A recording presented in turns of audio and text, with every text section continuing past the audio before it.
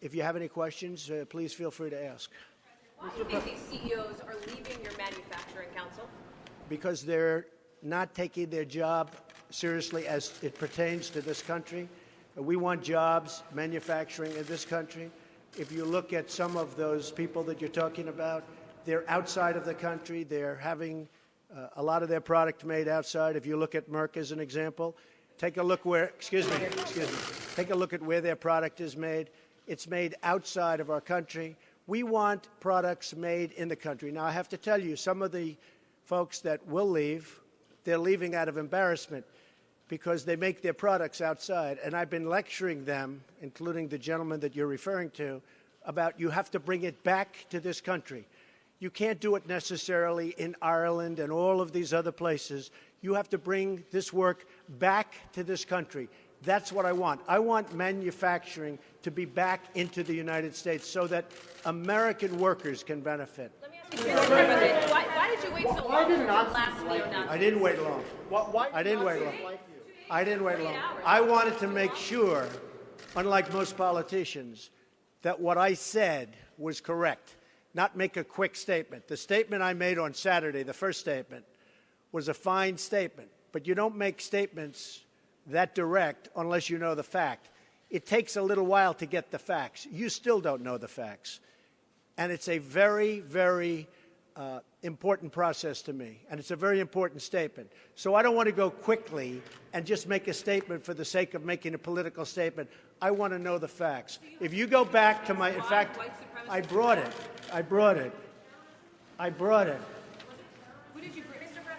As I said on, remember this, Saturday, we condemn in the strongest possible terms this egregious display of hatred, bigotry, and violence.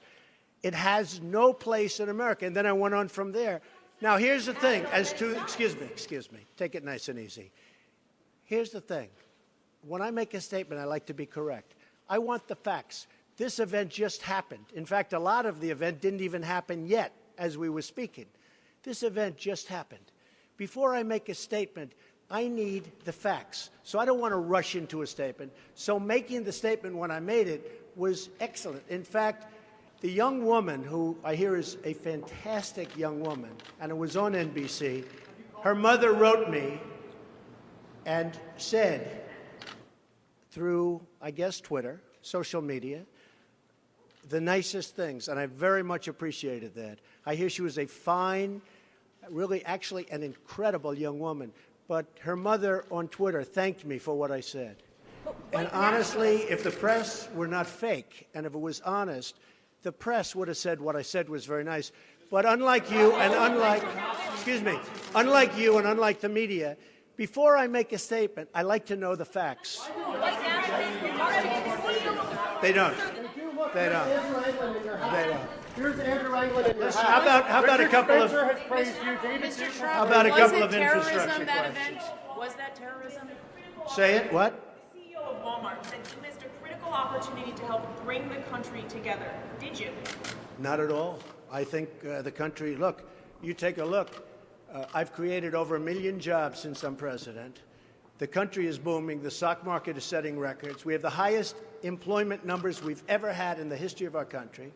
We're doing record business. We have the highest levels of enthusiasm. So the head of Walmart, who I know, who's a very nice guy, was making a political statement. I mean, ask him how he's doing. I do it the same way. And you know why? Because I want to make sure, when I make a statement, that the statement is correct. And there was no way of making a correct statement that early. I had to see the facts, unlike a lot of reporters. I didn't know David Duke was there. I wanted to see the facts. And the facts, as they started coming out, were very well stated. In fact, everybody said his statement was beautiful. If he would have made it sooner, that would have been good. I couldn't have made it sooner because I didn't know all of the facts. Frankly, people still don't know all of the facts. It was very important to me, excuse me. It was very important to me to get the facts out and correctly. Because if I would have made a fast statement, and the first statement was made without knowing much other than what we were seeing. The second statement was made after, with knowledge, with great knowledge. There's still things, excuse me, there's still things that people don't know. I want to make a statement with knowledge. I wanted to know the facts. Okay. Was this two questions? Was this terrorism? And can you tell us how you're feeling about your chief strategist? Well, I think the driver of the car is a disgrace to himself, his family, and this country. And that is, you can call it terrorism. You can call it murder. You can call it whatever you want. I would just call it as the fastest one to come up with a good verdict. That's what I'd call it. Because there is a question. Is it murder? Is it terrorism? And then you get into legal semantics. The driver of the car is a murderer. And what he did was a horrible, horrible, inexcusable thing. Can you tell us how you're feeling about your chief strategist, Mr. Bannon? Can you talk about that? I would echo Maggie's question. Steve Bannon is. I never spoke to Mr. Bannon about it. Can you tell us broadly what your? Do you still have confidence Well, in we'll Steve? see. And look. I like Mr. Bannon. He's a friend of mine. But Mr. Bannon came on very late. You know that. I went through 17 senators, governors, and I won all the primaries. Mr. Bannon came on very much later than that. And I like him. He's a good man. He is not a racist. I can tell you that. He's a good person. He actually gets a very unfair press in that regard. But we'll see what happens with Mr. Bannon. But he's a good person, and I think the press treats him, frankly, very unfairly. Do you have confidence? Senator McCain has called on you to defend your National Security Advisor, H.R. McMaster, against some of these attacks. I did it the last time. And he called on it again, linking the Senator McCain? to the alt-right. And Senator saying McCain, you mean the one who voted against Obamacare? And he said Who that is Senator? You mean Senator McCain who voted against us getting good health care? McCain said that the alt-right is behind these attacks, and he linked that same group to those who perpetrated the attack in Charlottesville. Well, I don't know. I can't tell you. I'm sure Senator McCain must know what he's talking about. But when you say the alt-right, define alt-right to me. You define it. Go ahead. Well, I'm saying, define it for me. Come on, let's go. Define Senator it for me. McCain defined them as the same group. Okay, what about the alt-left that came charging at him? Excuse me. What about the alt-left that came charging at the, as you say, the alt-right? Do they have any semblance of guilt? This is Senator McCain's statement. Let me ask you this. What about the fact that they came charging with clubs in their hands, swinging clubs? Do they have any problem? I think they do. So, as far as I'm concerned, that was a horrible, horrible day. Wait a minute. I'm not finished. I'm not finished, fake news. That was a horrible day. I will tell you something. I watched those very closely, much more closely than you people watched it. And you have you had a group on one side that was bad, and you had a group on the other side that was also very violent. And nobody wants to say that, but I'll say it right now. You had a group on the other side that came charging in without a permit, and they were very, very violent.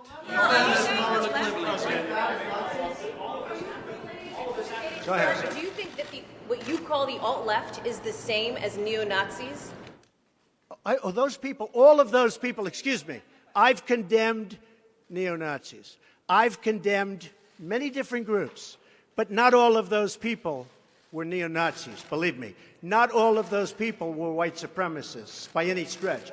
Those people were also there because they wanted to protest the taking down of a statue, Robert E. Lee.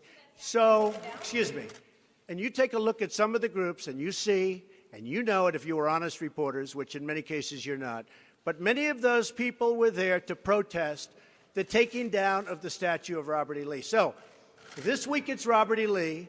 I noticed that Stonewall Jackson's coming down. I wonder, is it George Washington next week, and is it Thomas Jefferson the week after? You know, you really do have to ask yourself, where does it stop? But they were there to protest, excuse me, you take a look the night before, they were there to protest the taking down of the statue of Robert E. Lee. Infrastructure question, go ahead. Should statues of Robert E. Lee stay up? I would say that's up to a local town, community, or the federal government, depending on where it is located. Are you against the Confederacy? How concerned are you about race relations in America? And do you think things have gotten worse or better since you took office? I think they've gotten better or the same. Look, they've been frayed for a long time. And you can ask President Obama about that because he'd make speeches about it. But I believe that the fact that I brought in, it will be soon, millions of jobs. You see where companies are moving back into our country. I think that's going to have a tremendous positive impact on race relations. We have companies coming back into our country. We have 2 car companies that just announced. We have Foxconn in Wisconsin just announced. We have many companies, I say, pouring back into the country. I think that's going to have a huge positive impact on race relations. You know why? It's jobs. What people want now, they want jobs. They want great jobs with good pay. And when they have that, you watch how race relations will be.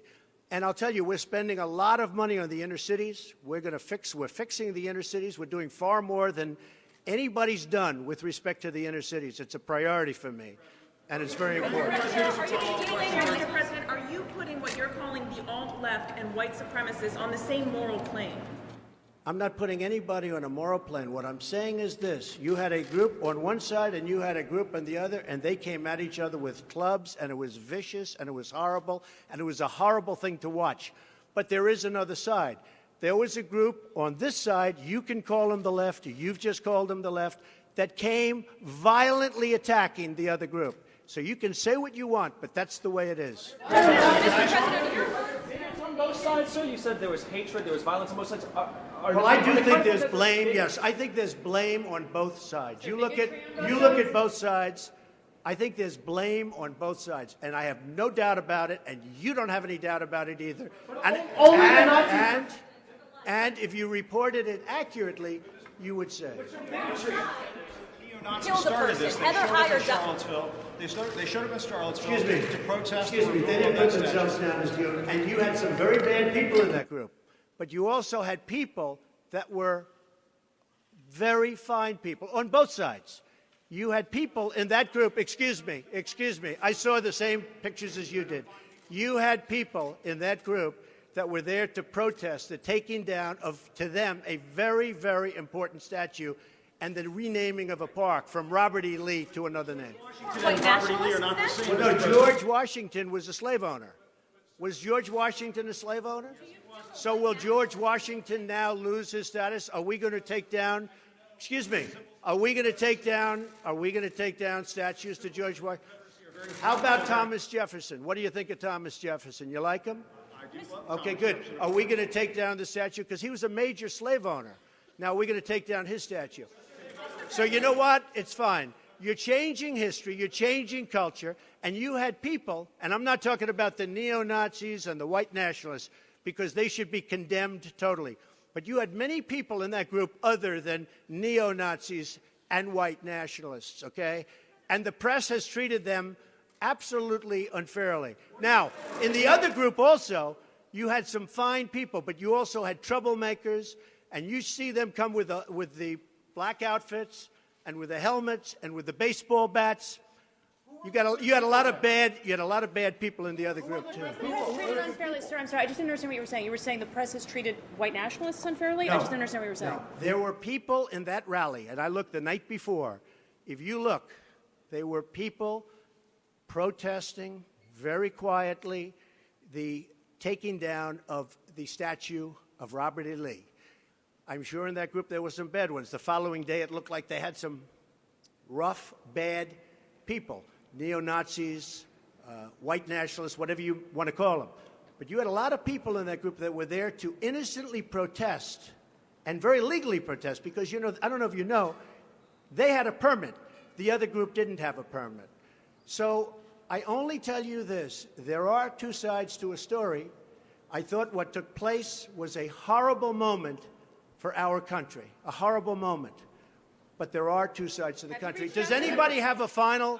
Does anybody have? You have an infrastructure. What makes you think you can get an infrastructure bill? You didn't get health care. Well, you know, I'll tell you. We came very close with health care. Unfortunately, John McCain decided to vote against it at the last minute. You'll have to ask John McCain why he did that. But we came very close to health care. We will end up getting health care. But we'll get the infrastructure, and actually infrastructure is something that I think will have bipartisan support on. I actually think Democrats will go along with the infrastructure. President, have you spoken to the family? Have you spoken to the family of the victim of the car attack? No, I'll be reaching out. When will you be reaching out? I was very, I thought that the statement put out, the mother's statement, I thought was a beautiful statement. I always tell you, it was something that I really appreciated. I thought it was terrific, and really under the kind of stress that she's under and the heartache that she's under, I thought putting out that statement to me was really something I won't forget. Thank you all very much. Thank you. Thank you. Do you plan to go to Charlottesville, Mr. President? Do you think you're helping to heal the nation?